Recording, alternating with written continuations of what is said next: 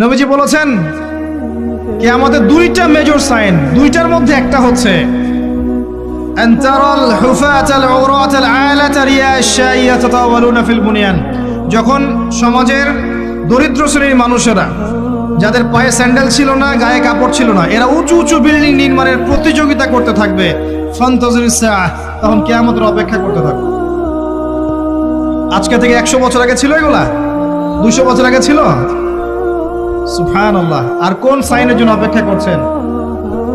তিনি বলেছেন শেষ জামানায় women will dressed but still they will be naked। মহিলারা কাপড় পরবে, তারপরেও তারা নগ্ন থাকবে।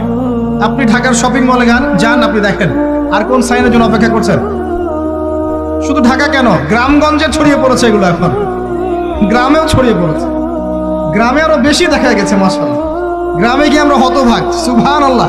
গ্রামের মেয়েগুলা, গ্রামের মেয়ে ঢাকা শহরের মেয়েকে পার করে ফেলেছে।